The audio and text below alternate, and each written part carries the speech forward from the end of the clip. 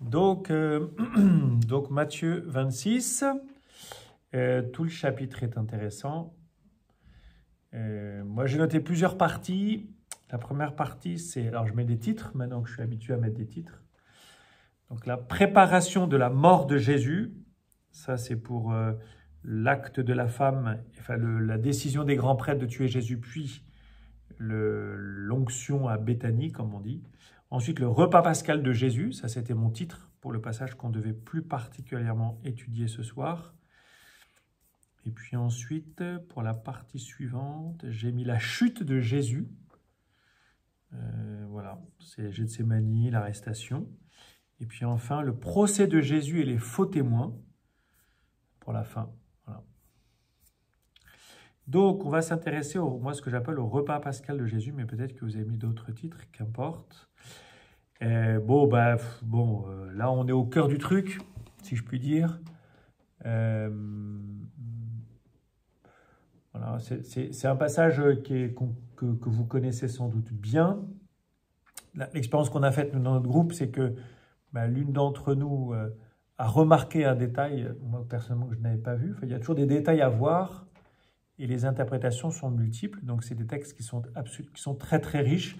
Malheureusement, on va devoir survoler plein de choses, mais il y aurait beaucoup de textes bibliques à aller chercher dans l'Ancien Testament. Parce que là, on est vraiment à la croisée de l'Ancien et du Nouveau Testament. En fait, ce texte, je pense, n'est pas compréhensible, ou en tout cas, je pense qu'il n'est pas compréhensible. Il est très peu compréhensible si nous n'avons pas en mémoire tout l'Ancien Testament, et notamment les passages relatifs à la Pâque juive. Voilà. Le premier jour de la fête des pains sans levain, les disciples s'approchèrent et dirent à Jésus, « Où veux-tu que nous te fassions les préparatifs pour manger la Pâque ?» C'est marrant d'ailleurs parce que c'est manger la Pâque. On mange la Pâque. Nous, on célèbre la Pâque, eux, ils mangent la Pâque.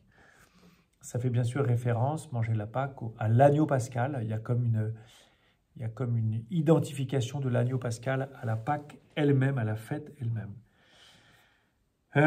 Donc nous arrivons au moment crucial pour la vie de Jésus. Et ce moment crucial de la vie de Jésus, déjà, remarquez qu'il va se situer à un moment lui-même crucial pour le peuple juif. D'accord ? C'est-à-dire que, en fait, le repas qui va comme ritualiser, ou en tout cas donner un rite pour la mort de Jésus, on va y revenir, mais donc la mort de Jésus, elle s'inscrit dans la Pâque du peuple juif. On n'est pas du tout dans du hasard. Vous voyez ? Là, on peut dire que Jésus accomplit l'Ancien Testament. C'est un terme technique, accomplir. Hein. C'est pas un terme... accomplir, c'est-à-dire qu'en fait, la Pâque juive parle de Jésus. C'est ce que ça veut dire. La Pâque de l'Ancien Testament parle de Jésus. Parle du sacrifice de Jésus. Quand on parle de l'agneau pascal dans l'Ancien Testament, on parle déjà mystérieusement, les pères de l'Église diront caché sous la figure étant l'agneau pascal, et la réalité étant Jésus lui-même, le véritable agneau pascal. Donc, vous voyez, voilà. Donc, c'est déjà, on peut noter que nous sommes donc à un moment crucial du peuple juif, et ce moment crucial du peuple juif, il est repris par ce moment crucial de Jésus.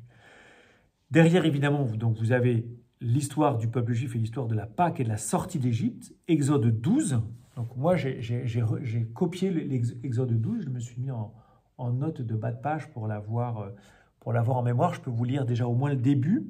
« Dans le pays d'Égypte, le Seigneur dit à Moïse et à son frère Aaron, « Ce mois-ci sera pour vous le premier des mois. Il marquera pour vous le commencement de l'année. » Nous sommes au 1er janvier pour nous, enfin, c'est pas la même chose, mais... « Parlez ainsi à toute la communauté d'Israël. Le 10 de ce mois, que l'on prenne un agneau par famille. Un agneau par maison. Si la maisonnée est trop peu nombreuse, pour un agneau, elle le prendra avec son voisin le plus proche, selon le nombre des personnes. Vous choisirez l'agneau d'un à un. Ensuite, vous le garderez jusqu'au 14e jour du mois. Dans toute l'assemblée de la communauté d'Israël, on l'immolera au coucher du soleil. Au coucher du soleil, Jésus va mourir, comme on dit, à la 9e heure. D'accord ? Donc on est vraiment à 15 heures, donc on est bien avancé dans l'après-midi. On prendra du sang que l'on mettra sur les 2 montants et sur le linteau des maisons où on le mangera. On mangera sa chair cette nuit-là, on la mangera rôtie, à moitié cuit, ou qui soit au feu, avec des pains sans levain et des herbes amères. Vous n'en mangerez aucun morceau qui soit à moitié cuit ou qui soit bouilli. Tout sera rôti au feu, y compris la tête, les jarrets et les entrailles. Vous n'en garderez rien pour le lendemain. Ce qui resterait pour le lendemain, vous le détruirez en le brûlant. Vous mangerez ainsi la ceinture au rein, les sandales aux pieds, le bâton à la main. Vous mangerez en toute hâte. C'est la Pâque du Seigneur. Je traverserai le pays d'Égypte cette nuit-là. Je frapperai tout premier-né au pays d'Égypte, depuis les hommes jusqu'au bétail. Alors, déjà, il y a quelque chose qu'il faut noter ici, c'est que le mot Pâques, en fait, ça a donné le mot passage. Je passerai. Donc, celui qui passe, ce n'est pas d'abord le peuple qui va passer la mer Rouge, même s'il va passer la mer Rouge. Celui qui passe, c'est Dieu lui-même. Il passe dans l'Égypte, il passe en Égypte. Et surtout, il passe les maisons des Juifs. Du verbe passer, comme aux cartes, quand on passe, on ne joue pas. Là, Dieu va passer les maisons des Juifs. Les maisons, en tout cas, où il y a du sang sur le linteau et les deux sur le montant de la porte. Il passe, ça veut dire qu'en fait, comme c'est un passage qui va tuer les premiers-nés, le sang va donc protéger les familles.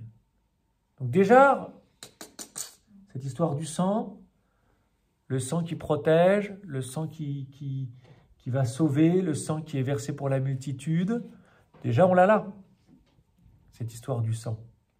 Cette histoire du sang, de ce sacrifice qui va me protéger du péché, ou qui va me protéger, j'allais dire de la punition du péché, même si on n'emploiera pas exactement ce terme-là, mais, vous voyez, et on l'a déjà en Égypte, en fait. En Égypte, Dieu passe les maisons où il y a le sang. Donc, il ne tue pas le premier-né. C'est son signe. C'est le signe pour qu'il ne tue pas le premier-né.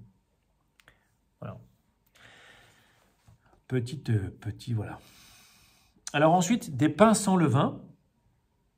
Pourquoi manger des pains sans levain avant la sortie d'Égypte? Bon, on pourrait y revenir, mais les pains sans levain, d'abord, ils sont effectivement, donc les pains sans levain sont dans la fête juive, c'est dans la recette. On mange des pains sans levain. La question du levain dans l'évangile, elle est importante. Jésus parle, lui, du levain des pharisiens. Donc cette expression levain, ça veut dire que le levain, c'est ce qui va faire lever la pâte, c'est ce qui va donner comme son esprit à la chose. Jésus parle du levain des pharisiens pour dire, mais ne fréquentez pas ces pharisiens, ne vous laissez pas corrompre par leur levain. Donc le levain, vous voyez, c'est la parole de Dieu, c'est l'Esprit Saint, c'est ce qui va donner vie, c'est ce qui va faire lever votre pâte, c'est ce qui va habiter votre cœur. Du pain sans levain, donc le pain sans levain, c'est du pain qui n'a pas levé, qui n'a pas cette force, qui n'a pas cette vie. Et donc ça veut dire quoi? C'est du pain qui est disponible pour recevoir cette vie. Vous voyez? Et donc, le pain sans levain, c'est très symbolique. Le pain sans levain, il va recevoir la parole de Dieu. Ceci est mon corps. Donc, il va pouvoir devenir corps de Jésus, grâce à la parole de Jésus. Vous voyez? Donc, ce pain sans levain, symboliquement, c'est un pain qui est en attente de ce levain. Du levain qui va lui donner sa réalité, qui va lui donner de lever, qui va lui donner sa vraie dimension. Et donc, avec le levain de la parole de Dieu, eh bien, ce pain va devenir le corps de Jésus. Voilà, corps de Dieu sur terre. Ouais, donc voilà, ce pain sans levain, en tout cas pour des chrétiens, dans l'Eucharistie, et les hosties avec lesquelles nous célébrons la messe, c'est du pain sans levain, c'est du pain qui n'a pas levé. Symboliquement, pour dire qu'il attend le levain de la parole de Dieu. Il leur dit, allez à la ville chez un tel, et dites-lui, le maître te fait dire, mon temps est proche, c'est chez toi que je veux célébrer la Pâque avec mes disciples. Alors là, on va célébrer la Pâque. On ne va pas la manger, on va la célébrer. Bon, d'abord, ce verset 18, il est un peu mystérieux. Enfin, mystérieux en même temps, on a un peu l'habitude. C'est-à-dire que Jésus maîtrise les événements.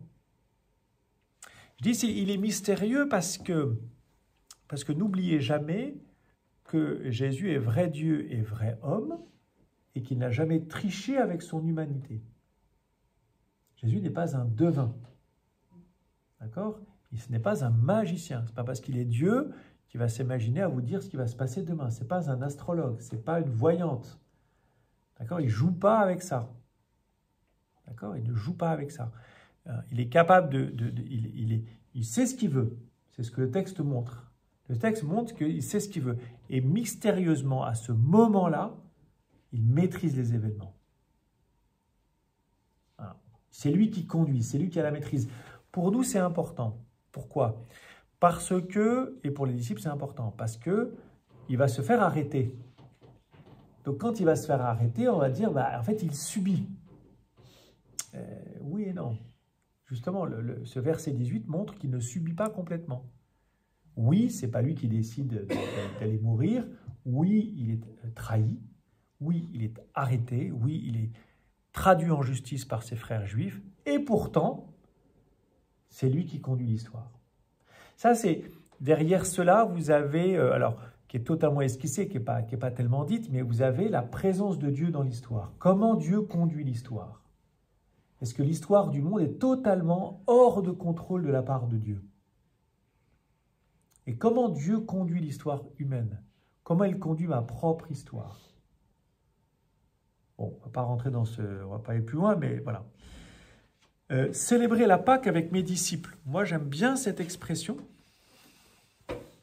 parce que célébrer la Pâque avec mes disciples, ça vous donne une définition du disciple. Il y a plusieurs définitions du disciple, mais une des définitions du disciple, elle est là, c'est célébrer la Pâque avec Jésus. J'allais dire, sacramentellement, ça voudrait dire que celui qui est vraiment disciple, c'est celui qui fête le triduum, par exemple.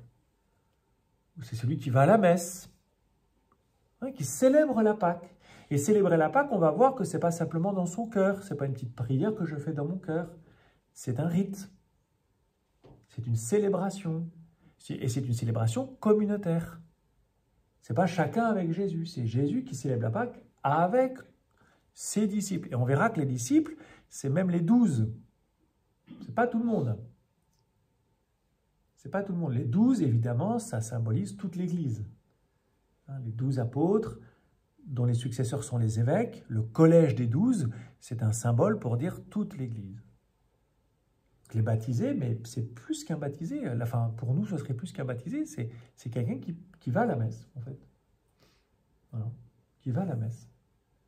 Qui communie au corps de Jésus. Qui communie au sang de Jésus. Voilà un disciple. Bon. Les disciples firent ce que Jésus leur avait prescrit et ils préparèrent la Pâque. Alors, ce qui est intéressant, c'est que vous avez ici une finale, qu'importe, mais qui reprend quasiment mot à mot. Les disciples firent ce que Jésus leur avait prescrit.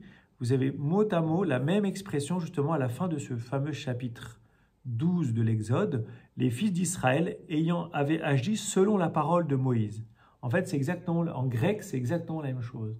En français, j'ai pris 2 traductions différentes, mais c'est exactement la même chose. C'est-à-dire qu'on est vraiment dans une reprise de la Pâque par Jésus. Et Jésus est vraiment ce nouveau Moïse, le vrai Moïse, qui va conduire la Pâque des chrétiens. Alors ensuite, verset 20. Alors verset 20, c'est donc la trahison de notre ami Judas. Et c'est un parallèle avec la livraison du corps et du sang. Pourquoi je dis ça? Parce qu'au verset 20, vous avez, souvent il faut regarder un peu ça, le soir venu, Jésus se trouvait à table avec les 12, et juste après, pendant le repas, il déclara. Donc pendant le repas, il déclara, donc ça introduit l'annonce de la trahison de Judas, et un peu plus loin, au verset 26, pendant le repas, vous avez une reprise. Pourquoi on reprend? Pourquoi on reprend ce mot repas? Il n'y a pas besoin, puisque on sait bien qu'on est à table avec machin. Pourtant, il y a une reprise. Donc, s'il y a une reprise, c'est que l'auteur veut diviser ce récit en 2 parties. Première partie avec l'annonce de la trahison de Judas et la deuxième partie, la livraison du corps et du sang. Jésus se livre entre les mains de Judas et Jésus va livrer son corps et son sang entre les mains de ses disciples. D'accord? Donc c'est important ça, ce parallèle. C'est pas par hasard. Alors, je reviens sur la partie avec Judas, la livraison entre guillemets entre les mains de Judas. Donc nous sommes bien au premier jour des pains sans levain. Il s'agit du premier des 7 jours durant lesquels on mangeait des azim, donc des pains azim, le 15 Nisan dans le calendrier juif, semaine préparatoire à la grande fête de la Pâque juive, durant laquelle le peuple fait mémoire de la sortie d'Égypte. Bon, ça, je pense que vous avez compris. Alors, la Pâque juive, vous avez entendu dans Exode 12, on immole un agneau, d'accord, au soir de la journée. Le sang évite le passage de Dieu dans les maisons, et donc la mort du premier-né, sachant que Jésus lui-même est un premier-né qui va être mis à mort. Donc Dieu lui-même va mettre à mort son fameux premier-né. Vous voyez, donc, enfin, bref. On mange à la hâte pour partir dans la nuit, et ils partiront prier à Gethsémani.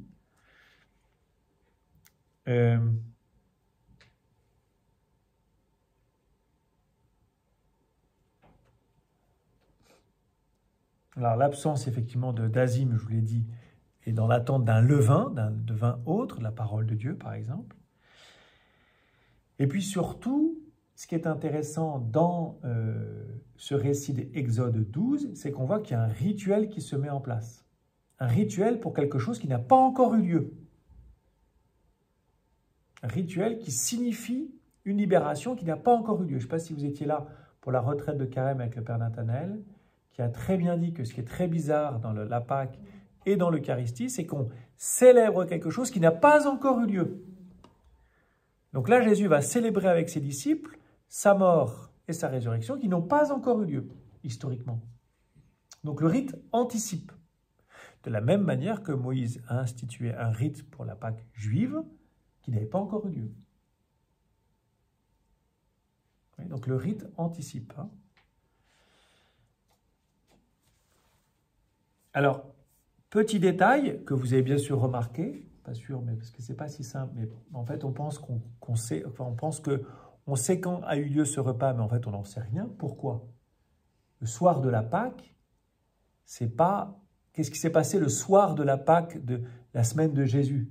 Et il est mort, il n'a pas pu prendre un repas avec ses disciples. Donc le repas qu'il mange là avec ses disciples, c'est pas la Pâque. C'est pas exactement la Pâque. C'est pas le soir du vendredi soir. La Pâque est célébrée le vendredi soir. Donc lui, a priori, il a célébré ça la veille. Donc le jeudi soir, mais le jeudi soir, on ne célébrait pas la Pâque. On célébrait la Pâque le vendredi soir. Ça veut dire que, a priori, ce n'est pas exactement un repas pascal. C'est-à-dire que ce n'est pas chronologiquement un repas pascal. Ça n'a pas eu lieu le vendredi soir, la veille du Shabbat de la Pâque. Pour autant, on est dans la semaine. Bon, c'est un peu une ambiance pascale juive quand même. Mais surtout, on se dit, enfin on pense qu'à l'époque, il était courant pour un maître de rassembler ses disciples et d'avoir des repas de communion. C'est-à-dire qu'on pense que Jésus avait l'habitude de manger des repas un peu symboliques, comme on dit, des repas de communion avec ses disciples. Voilà. Et c'est pour ça que ses disciples ne sont pas tellement surpris de vivre cela avant. Les disciples ne réagissent pas tellement au pain et au vin. Ils ne se disent pas, mais qu'est-ce qui se passe? On n'est pas le soir de la Pâque, pas du tout. Donc on peut imaginer, c'est l'histoire, c'est historiquement, mais on peut imaginer que Jésus avait une habitude, comme beaucoup de maîtres à l'époque, de maîtres spirituels, de manger un repas qui ressemblait au repas pascal avec ses disciples à d'autres moments que la Pâque. C'est ça ce que je veux dire. Voilà. Alors se mettre à table, c'est intéressant parce que se mettre à table, ça renvoie à plusieurs repas que prend Jésus dans l'évangile de Matthieu. Et ça peut vous intéresser parce que quand est-ce que Jésus prend un repas avec des gens, ou en tout cas, quand est-ce qu'il est mentionné que Jésus prend un repas? En Matthieu 9, verset 10, où il nous est dit que Jésus prend un repas avec des publicains et des pécheurs. C'est très important ça. Dans une ambiance juive, un juif ne prenait pas ses repas avec des non-juifs. Rappelez-vous la controverse entre Paul et Pierre dans les Actes des Apôtres, où Paul reproche à Pierre d'avoir quitté les païens pour manger avec les juifs parce qu'il voulait se faire bien voir des juifs. D'accord? Donc quand Jésus nous a dit qu'il prend un repas avec des publicains et des pécheurs, c'est un acte très fort d'ouverture. C'est intéressant parce que ce repas pascal, même s'il est fermé puisqu'il n'y a que ses disciples, mais un repas pour Jésus n'est pas a priori fermé. Donc ça annonce tous les publicains et les pécheurs qui, bien sûr, seront admis au futur repas. Et nous sommes ces fameux publicains et pécheurs. C'est aussi, rappelez-vous, la parabole de la salle des noces, remplie de convives, trouvée au bord du chemin, des bons et des méchants. Hein, c'est Matthieu, chapitre 22. Je peux vous le relire. C'est une parabole. Hein. Les serviteurs allèrent dans les chemins, rassemblèrent tous ceux qu'ils trouvèrent, méchants et bons, et la salle des noces fut pleine de convives. Le roi entra pour voir ceux qui étaient à table, et il aperçut là un homme qui n'avait pas revêtu un habit de noces.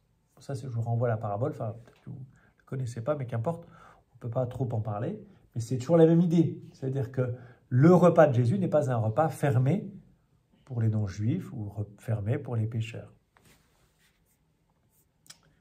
Voilà. Pendant le repas, il déclara, « Amen, je vous le dis, l'un de vous va me livrer. » Bon, là, je vais vite parce que le temps passe. Mais voilà, c'est-à-dire que ce qui est très impressionnant, c'est que Jésus, au fond, sait qui va le livrer, c'est Judas, et que cette annonce de la trahison est vécue au moment le plus intime de Jésus avec ses disciples, parce que c'est le moment où il va leur livrer son corps. Donc le moment le plus communionnel, où ils sont le plus proches d'âme et de corps, même si je puis dire, c'est le moment où l'un d'eux va le trahir. Et je vous ai dit, en fait, les deux vont ensemble, puisque de la même manière que Jésus va se livrer, en fait, Jésus va se livrer son corps, d'accord, livrer son sang, ben, en fait, c'est se livrer aux mains des autres. C'est-à-dire que Jésus va se livrer sans défense entre les mains de ses disciples. Et l'un d'eux va le livrer. Mais vous avez je ne sais pas si vous retenez, hein, mais en fait, n'importe qui aurait pu le livrer, puisque profondément attristés, ils se mirent à lui demander chacun son tour, « Serait-ce moi, Seigneur ?» Donc il y a comme une espèce d'ambiguïté, comme si, d'une certaine manière, il se disait « Mince, il m'a grillé, quoi ». Comme si à ce moment-là, en fait, dans la vie de Jésus, c'était comme si, moi j'ai un truc que j'interpréterais comme ça, c'est comme si à ce moment-là, en fait, au bout de 3 ans de vie commune, si je puis dire, ils sont en train de divorcer. Il y a une division dans leur communauté. Il y a une division très forte dans leur communauté et ils sont prêts tous à quitter Jésus. Et à ce moment-là, Jésus organise un repas où il les rassemble tous et il leur fait vivre une expérience de communion très forte. Je ne sais pas si vous avez vu le film des hommes et des dieux. Oui. Et bien, des hommes et des dieux, à la fin, il y a ce fameux repas avec la musique, c'est quoi, c'est Tchaïkovski, je ne sais plus, le lac des cygnes, il me semble, où ils mangent tout autour d'une table, et ça fait vraiment penser à la scène, ils boivent du vin. Bien sûr, c'est une allégorie pour parler de la scène. Et dans la nuit, ils vont être enlevés par les djihadistes, là, les islamistes. Mais ce qui est intéressant, c'est de voir qu'ils étaient très divisés avant, et puis tout d'un coup, au cours de ce repas, ils se réunissent. Et je ne sais pas si vous vous souvenez, le film, en fait, raconte toutes les divisions, leurs discussions, de savoir ce qu'ils vont faire, etc. C'était pas si évident. Ben là, on peut imaginer un peu la même chose. Serait-ce moi, Seigneur? C'est-à-dire qu'ils sont tous sur le point, en fait, d'abandonner Jésus. L'un va passer à l'acte, il s'appelle Judas. Et c'est ce soir-là, donc, que Jésus va donc se livrer lui-même par le pain et par le vin. Pendant le repas, Jésus a pris du pain et prononcé la bénédiction, le rompit, le donnant à ses disciples, dit « Prenez, mangez, ceci est mon corps. » Bon, voilà. Bon, ça fait référence, bien sûr, enfin, en tout cas, on peut entendre la première multiplication des pains, puisque dans la première multiplication des pains, le miracle, il emploie les mêmes verbes, hein, prononcer la bénédiction, etc. Il faut savoir aussi que cette bénédiction sur le pain, puis cette bénédiction sur le vin, c'était 2 bénédictions qui avaient lieu effectivement au cours du repas pascal juif. Donc Jésus va reprendre le rite juif, il va en donner une autre signification, il va le reprendre.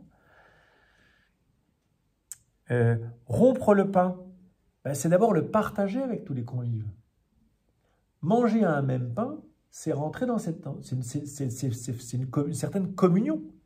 Nous mangeons tous au même pain. Et nous en mangeons chacun un morceau. Le corps de Jésus se divise en petits morceaux que les uns et les autres peuvent manger.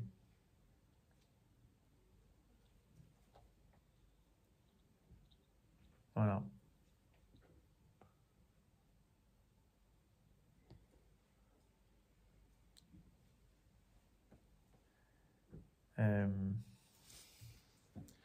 Bon, voilà, après, effectivement, Jésus donne son corps. Alors, est-ce que Jésus a célébré l'Eucharistie à ce moment-là? C'était vraiment le corps de Jésus qu'il donnait ou pas?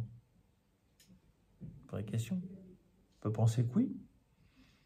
C'est une question en théologie qu'on avait vue au séminaire, mais j'ai oublié la réponse. Je pense que c'est vrai. Je pense que c'est vraiment c'est la première célébration de l'Eucharistie avec Jésus lui-même comme voilà, qui préside, si je puis dire. Le sang dans la... Donc là, je suis au verset 27. Puis ayant pris une coupe, ayant rendu grâce, il leur donna en disant « Buvez-en tous, car ceci est mon sang, le sang de l'alliance. » Donc le sang dans la Bible, c'est le symbole de la vie. Le rapport au sang était très codifié. Hein, on ne mangeait pas une viande dans son sang, par exemple, parce que le sang, c'est la vie. La femme hémorroïde, je ne sais pas si vous vous souvenez, la femme hémorroïde qu'on a vu en Saint-Marc, il me semble, ou en Salut, qui a des pertes de sang, ne pouvait pas se mélanger aux autres, parce que vous étiez considéré comme, entre guillemets, impur, c'est-à-dire la vie s'écoulant de vous, on ne peut pas toucher le sang comme ça, pas dans la religion juive. Donc, le sang, c'est le symbole de la vie. Quand Jésus dit « je verse mon sang », je meurs. Verser son sang, c'est mourir. Et c'est donner sa vie, évidemment. On parle aussi du sang de l'Alliance. Pourquoi? Parce que ça fait référence à tous les passages de l'Ancien Testament, où, notamment Moïse, par exemple, en Exode 24, au moment où Moïse scelle l'Alliance, qu'est-ce qu'il fait? Il égorge un animal et il répand du sang sur l'autel. Donc le sang, c'est aussi, ça a été utilisé, enfin, c'est le symbole aussi de cette alliance, quoi. Alors, on n'utilisait pas un homme, on utilisait le sang d'un animal. Il y a plusieurs passages dans l'Ancien Testament où vous avez le sang qui est utilisé pour sceller l'alliance entre Dieu et son peuple. Voilà. Ce qu'on peut dire aussi, c'est que sur le pain et le vin, c'est un rite. D'accord? Jésus instaure un rite. Pourquoi il instaure un rite? C'est pour que nous puissions continuer. Pour que Jésus puisse se continuer, pour que Jésus puisse continuer à se donner réellement par le rite, pour que l'Église puisse continuer à célébrer cette Pâque que Jésus a célébrée avec ses disciples, que nous puissions, par le rite, être comme les 12 qui étaient avec Jésus au repas, au dernier repas, à son dernier repas. Voyez? Donc le rite, il est très important parce que le rite, c'est ce qui va nous permettre à nous encore aujourd'hui de pouvoir manger le corps de Jésus, boire le sang de Jésus. C'est pas du tout anodin. Voilà. J'ai terminé.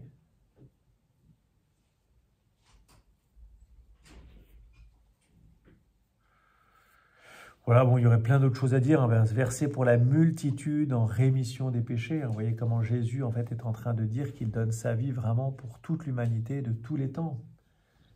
Et pour la rémission des péchés, ça fait référence bien sûr au sacrifice du temple. Il y avait des sacrifices pour le péché. Voilà. Jésus est celui qui va se donner pour la rémission des péchés, pour le pardon des péchés, pour la guérison des cœurs, etc., etc.